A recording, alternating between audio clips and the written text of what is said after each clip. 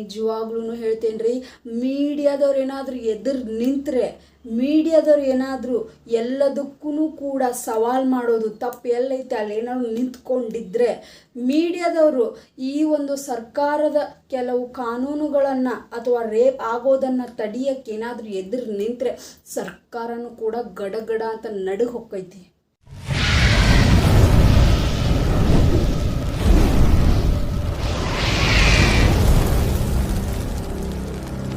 ಇವಾಗ ನಿಮ್ಗೆ ಗೊತ್ತೈತಿ, ಧನ್ವೀರ್ ಆಮೇಲೆ ದರ್ಶನ್ ಅವರು ಬಹಳ ಪೆಟ್ಟು ಫ್ರೆಂಡ್ಸ್, ಜೊತೆಗೆ ಒಂಥರ ಅಣ್ಣ ತಮ್ಮ ಥರ ಇದ್ರವರು.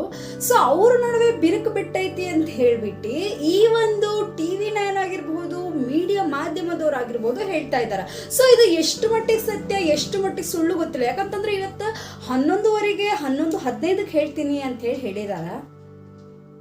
ಆಕ್ಚುಲ್ ಆಗಿ ಹೇಳ್ಬೇಕಂತಂದ್ರೆ ದರ್ಶನ್ ಮತ್ತೆ ಧನ್ವೀರ್ ನಡುವೆ ಬಿರುಕು ಬಿದ್ದೈತಿ ಅಂತ ಹೇಳಿ ಅದ್ರ ಬಗ್ಗೆ ಕಾಂಟ್ರವರ್ಸಿ ಮಾಡ್ತಾ ಇದ್ದಾರೆ. ಈಗ ಒಂದ್ ಮೇನ್ ಆಗಿ ತಿಳ್ಕೊಡ್ರಿ, ದರ್ಶನ್ ಅವರು ಜೈಲಿಗೆ ಹೋದ್ಮೇಲೆ ಒಂದು ಸ್ವಲ್ಪ ಜನ ಕಲಾವಿದರು ಬಂದ್ರು, ಅದಾದ್ಮೇಲೆ ದರ್ಶನ್ ಅವ್ರ ಹತ್ರ ಯಾರು ಬರಲೇ ಇಲ್ಲ. ಒಂದು ಸ್ವಲ್ಪ ದಿನ ಅವ್ರ ಬಗ್ಗೆ ಹೋರಾಟ ಮಾಡಿದ್ರು, ಅದಾದ್ಮೇಲೆ ಯಾರೂ ಕೂಡ ದರ್ಶನ್ ಹೆಸರೇ ತೆಗಿತಿಲ್ಲ. ದರ್ಶನ್ ಕನ್ನಡ ಇಂಡಸ್ಟ್ರಿ ಒಳಗೆ ಇದಾನು ಇಲ್ಲ ಅಂತ ಹೇಳ್ಬಿಟ್ಟು ಯಾರೂ ಕೂಡ ಇನ್ನೂ ಮಠ ನೋಡ್ತಾ ಇಲ್ಲ. ಬಟ್ ಒಬ್ಬನೇ ಒಬ್ಬ ಕಲಾವಿದ ಎಲ್ಲಿದ್ರು ದರ್ಶನ್ ಅವ್ರ ಹೆಸರು ಹೇಳ್ತಾರಪ್ಪ ಅಂದ್ರೆ ಅದು ಸುದೀಪ್ ಅವ್ರು ಮಾತ್ರ. ಸೊ ಇಲ್ಲಿ ಏನಾಗೈತಿ ಅಂತಂದ್ರೆ, ಇಂಡಸ್ಟ್ರಿಗೂ ಬೇಕಾಗಿರೋದು ಫಾಯ್ದಾನೆ, ಆದ್ರೆ ದರ್ಶನ್ ಅವರು ಸರಿಯಾಗಿ ಬುದ್ಧಿ ಕಲಿತ್ರು ರೀ, ಯಾರು ಹೆಂಗೆ ಏನು ಅಂತ ಹೇಳ್ಬಿಟ್ಟು. ಅವರು ಇನ್ಮೇಲೆ ಜೈಲಿಂದ ರಿಲೀಸ್ ಆಗಿ ಬರ್ತಾರೋ ಇಲ್ವೋ, ಬರ್ತಾರೋ ಅಂತ ಹೇಳ್ಬಿಟ್ಟು ಬಹಳ ಸುದ್ದಿಗಳ ಬರಾಕತ್ತಾವ. ಒಂದು ಧನ್ವೀರ್ ಅವರು ಕೂಡ ಎಷ್ಟೋ ಹೋರಾಟ ಮಾಡಿದ್ರು ಅವ್ರನ್ನ ಹಿಡ್ಕೊಂಡು, ಆದರೆ ಅವರು ಕೂಡ ಯಾವುದೇ ಒಂದು ರಿಯಾಕ್ಟ್ ಆಗಿರ್ಬೋದು, ಕಾನೂನಾತ್ಮಕವಾಗಿ ಯಾವುದೇ ಒಂದು ಬಿಡಿಸೋದು ಅಥವಾ ರಿಲೀಸ್ ಆಗೋದು ಯಾವುದೇ ರೀತಿ ಮಾತು ಕಂಡು ಬಂದಿಲ್ಲ. ಆದರೆ ಇಲ್ಲಿ ಮೇನ್ ಪಾಯಿಂಟ್ ಏನಪ್ಪಾ ಅಂತಂದರೆ, ಅವ್ರ ನಡುವೆ ಬಂದು ಬಿರುಕು ಅಂತೇಳಿ ಇಷ್ಟು ದೊಡ್ಡದಾಗಿ ಇವ್ರನ್ನ ಸ್ಪ್ರೆಡ್ ಮಾಡ್ತಾ ಇದ್ದಾರಲ್ಲ. ಆ್ಯಕ್ಚುಲ್ ಆಗಿ ನೋಡ್ರಿ ನೀವು, ನಮ್ಮ ಸಮಾಜದೊಳಗೆ ಎಷ್ಟೆಲ್ಲ ರೇಪ್ ಅಟೆಂಪ್ಟ್ ಆಗತ್ತಾವು, ಎಷ್ಟೆಲ್ಲ ಕೊಲೆ ಮಾಡ್ತಾ ಇದ್ದಾರೆ, ಅವ್ರ ಬಗ್ಗೆ ಯಾವುದೇ ಆ್ಯಕ್ಷನ್ಸ್ಗಳಿಲ್ಲ. ಅದೇ Darshan, the great celebrity, the great actor ಕೈಯಲ್ಲಿ ಒಂದು ಕೊಲೆ ನಡೆದಿದ್ದೇನು ಇಷ್ಟೆಲ್ಲ ದೊಡ್ಡದಾಗಿ ಸೀನ್ ಕ್ರಿಯೇಟ್ ಮಾಡ್ತಾ ಇದಾರಲ್ಲ. Actually it is worth it. ಕಾನೂನು ಅಷ್ಟೊಂದೆಲ್ಲ ತಗೊಳಕತ್ತೈತಪ್ಪ, ಅಷ್ಟೊಂದೆಲ್ಲ ಸ್ಟ್ರಿಕ್ಟ್ ಆಗೈತಂದ್ರೆ, ಎಷ್ಟು ಒಂದು ಶಾಸಕ ಹೇಳಿದಾನೆ ರೇಪ್ ಅನ್ನೋದು ಒಂದು ಕೂಹಾಕ್ ಮಾತಾಗಿ ಖುಷಿ ಪಡುವಂತಹ ವಿಷಯ ಅದು. ಅಂಥವ್ನು ಹೋಗ್ಬಿಟ್ಟು ಅರೆಸ್ಟ್ ಮಾಡ್ರಿ, ಅಂಥವನಿಗೆ ಶಿಕ್ಷೆ ಕೊಡ್ರಿ. ರೇಪ್ ಆಗ್ತೈತಿ ಚಿಕ್ಕ ಮಕ್ಕಳ ಮೇಲೆ, ಆ ಹುಡುಗಿ ಹುಡುಗಿ ಎನ್ಕೌಂಟರ್ ಮಾಡೋಗಿರಿ ಫಸ್ಟು. ಇಂತಹ ವಿಷಯ ಇಟ್ಕೊಂಡು ಅವ್ರ ನಡುವೆ ಬಿರುಕು ಬಿತ್ತು, ಇವ್ರ ನಡುವೆ ಬಿರುಕು ಬಿತ್ತು ಅಂತ ಹೇಳ್ಬಿಟ್ಟು ಒಬ್ಬ ವ್ಯಕ್ತಿನ ಟಾರ್ಗೆಟ್ ಮಾಡ್ತಾ ಇದ್ದೀರಲ್ಲ, ಎಷ್ಟರ ಮಟ್ಟಿಗೆ ಸರಿ ಅಂತ ಹೇಳಿ ನಿಮಗೆ ನೀವು ವಿಚಾರ ಮಾಡ್ಕೊಡ್ರಿ. ಅದೇ ಹೇಳ್ತಾರಲ್ಲ, ನಿಮ್ಮ ತಾಕತ್ತು, ಅದೇ ಉತ್ತರ ಕುಮಾರನ ಪೌರುಷ ಒಲೆಯ ಮುಂದೆ ಅಂದಂಗ, ನಿಮ್ಮ ತಾಕತ್ತು, ನಿಮ್ಮ ಒಂದು ಏನಂತ ಶಕ್ತಿ ಕೇವಲ ಒಂದು ಕೈಲಾಗದಿರೋ ವ್ಯಕ್ತಿ ಮೇಲೆ ಯುದ್ಧ ಮಾಡೋದು, ಅಥವಾ ಅವನು ಸೋಲ್ತಾನೆ ಅಂತ ಗೊತ್ತಿದ್ರು ಅವನ ಜೊತೆ ನಾವು ಯುದ್ಧಕ್ಕಿಳಿಯೋದು, ಹೋರಾಟ ಮಾಡೋದು ಎಷ್ಟರ ಮಟ್ಟಿಗೆ ಸರಿ ನಿಮಗೆ ಬಿಟ್ಟಿದ್ದು. ಸೊ ಇಲ್ಲಿ ಮೀಡಿಯಾದವರು ಇದ್ರ ಬಗ್ಗೆ ಹೇಳ್ತಾ ಇದ್ದಾರೆ. ಮತ್ತು ಇನ್ನೊಂದು, ಆ ಒಬ್ಬ ಹೆಣ್ಮಗಳು ಅಂದ್ರೆ ದರ್ಶನ್ ಅವರ ಪತ್ನಿ ಅವಶ್ಯಕತೆ ಮುಗಿದ ಮೇಲೆ ವಸ್ತುನೇ ಆಗಲಿ ವ್ಯಕ್ತಿನೇ ಆಗಲಿ ಜೊತೆಗಿರಲ್ಲ ಅನ್ನೋ ಒಂದು ಪೋಸ್ಟ್ ಮಾಡಿದ್ದಕ್ಕೆ ಈ ಒಂದು ಧನ್ವೀರ್ ಅವರು ಇವರ ನಡುವೆ ಬಿರುಕು ಬಿಟ್ಟೈತಿ ಅಂತೇಳಿ ಹೇಳ್ಯಾರ. ಸೊ ಒಂದು ಪೋಸ್ಟ್ ಸಮೇತವಾಗಿ ಇವರು ಹಿಂಗಾಗೈತಿ ಅಂತ ಹೇಳಿ ಬೈ ಊಹಾಪೋಹದ ಮಾತನ್ನ ಆಡೋದು, ಅಥವಾ ಅವ್ರನ್ನ ಕರೆಸ್ಬಿಟ್ಟು ಈ ರೀತಿ ಅಂತ ಕೇಳೋದು ಎಷ್ಟರ ಮಟ್ಟಿಗೆ ಸರಿ. ಎಲ್ಲರಿಗೂ ಅವ್ರವ್ರದೇ ಆದ ನೋವು ಇರ್ತದೆ, ಎಲ್ಲರಿಗೂ ಅವ್ರವ್ರದೇ ಆದ ಸಂಕಟ ಇರ್ತದೆ. ಅದನ್ನ ತೋರ್ಸಕ್ಕೆ ಸ್ಟೇಟಸ್ ಮೂಲಕನೋ, ವಿಡಿಯೋ ಮೂಲಕನೋ, ರೀಲ್ಸ್ ಮೂಲಕನೋ ಹೇಳ್ತಾರೆ. ಅದನ್ನ ನಾವು ಇಷ್ಟು ಎನ್ಹಾನ್ಸ್ ಮಾಡಿಬಿಟ್ಟು ಹೀಗಾಯ್ತು ಅಂತ ಹೇಳಿ ಮೇಲಿನ ಮೇಲೆ ಸಣ್ಣ ವಿಷಯನ, ಅದೇ ಹೇಳ್ತಾರಲ್ಲ, ಕೂದಲಲ್ಲಿ ಹೋಗೋದು ದೊಡ್ಡ ಕೊಡ್ಲಿ ತಗೊಂಡ್ರು ಅಂತ ಹೇಳಿ ಹಂಗಾಗ್ಬಿಡ್ತದ.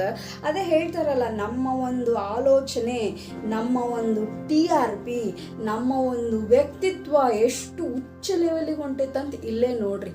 ನಿಜವಾಗ್ಲೂ ಹೇಳ್ತೇನೆ ರೀ, ಮೀಡಿಯಾದವ್ರು ಏನಾದರೂ ಎದುರು ನಿಂತರೆ, ಮೀಡಿಯಾದವ್ರು ಏನಾದರೂ ಎಲ್ಲದಕ್ಕೂ ಕೂಡ ಸವಾಲು ಮಾಡೋದು ತಪ್ಪು ಎಲ್ಲೈತೆ ಅಲ್ಲಿ ಏನಾದ್ರು ನಿಂತ್ಕೊಂಡಿದ್ರೆ, ಮೀಡಿಯಾದವರು ಈ ಒಂದು ಸರ್ಕಾರದ ಕೆಲವು ಕಾನೂನುಗಳನ್ನು ಅಥವಾ ರೇಪ್ ಆಗೋದನ್ನು ತಡಿಯಕ್ಕೆ ಏನಾದರೂ ಎದುರು ನಿಂತರೆ ಸರ್ಕಾರನೂ ಕೂಡ ಗಡಗಡ ಅಂತ ನಡುಗ್ ಹೋಗ್ತೈತಿ.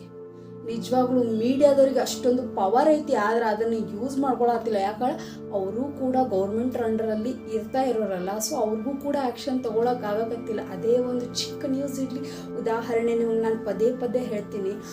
ಸೋನು ಶ್ರೀನಿವಾಸ್ ಗೌಡನ ಬಗ್ಗೆ ಹೇಳೋದು, ದೊಡ್ಡದಾಗಿ ಹೇಳೋದು, ಆಮೇಲೆ ಈ ದರ್ಶನ್ ಸುದ್ದಿಯವ್ರ ಬಗ್ಗೆ ಹೇಳೋದು, ಇಂತಹವೆಲ್ಲ ಭಾಳ ದೊಡ್ಡದಾಗಿ ಅವರು ಹೇಳ್ತಾರಲ್ಲ. ಆ್ಯಕ್ಚುಲಾಗಿ ಹೇಳ್ಬೇಕಂತಂದ್ರೆ ಎಲ್ಲಿ ರೇಪ್ ಆಗಕತ್ತೈತಿ, ಎಲ್ಲಿ ಹೆಣ್ಮಕ್ಳಿಗೆ ಸೆಕ್ಯೂರ್ ಇಲ್ಲ, ಎಲ್ಲಿ ಹೆಣ್ಮಕ್ಳು ಇನ್ನೂ ಕೂಡ ಭಯದಿಂದ ಬದುಕ್ತಾ ಇದ್ದಾರೆ, ಇನ್ನೂ ಕೂಡ ಕಿರುಕುಳ ಅನುಭವಿಸ್ತಾ ಇದ್ದಾರೆ, ಅಂಥವ್ರನ್ನ ಹುಡುಕ್ರಿ, ಅಂಥವ್ರಿಗೆ ಸಾಂತ್ವನ ಕೊಡ್ರಿ.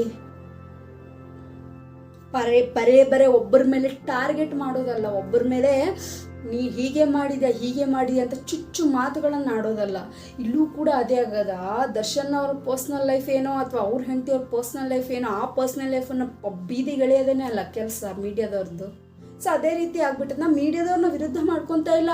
ಅವರು ಯಾವುದಕ್ಕೆ ಹೋರಾಟ ಮಾಡಬೇಕು, ಮೀಡಿಯಾ ಈಸ್ ಲೈಕ್ ಅ ಹೋರಾಟಗಾರರು ಅಂತ ಹೇಳ್ಬೋದು, ಫ್ರೀಡಮ್ ಫೈಟರ್ಸ್ ಅವರು.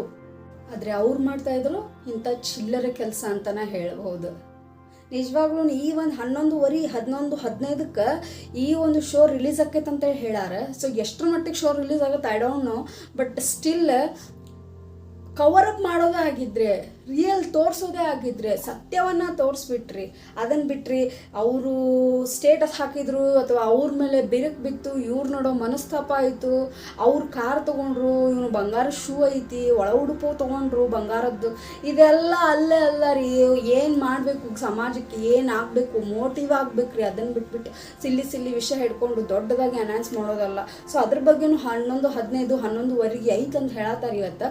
ನೋಡ್ರಿ ಏನು ಹೇಳ್ತಾರಂತ ಹೇಳ್ಬಿಟ್ಟು, ಇದೇ ಬೇಕಲ್ಲ ಮೀಡಿಯಾದವ್ರಿಗೆ. First of all thank you so much everyone. ನಾನು ಹೇಳೋದ್ರಲ್ಲಿ ಸರಿ ಏನಂತಿದ್ರೆ ಕಮೆಂಟ್ ಮಾಡಿಬಿಡಿ. ಯಾಕಂತಂದರೆ ನನಗೆ ಇವಾಗ ನೋಡ್ತಾ ಇರೋ ಒಂದು ಸಮಾಜದ ದೃಷ್ಟಿಕೋನ ಹೆಂಗಾಗತ್ತೈತೆ ಅಂದ್ರೆ ಬರೀ ವಿಡಿಯೋ ಎಂಥದ್ದು ಸಿಲ್ಲಿ ವಿಡಿಯೋ.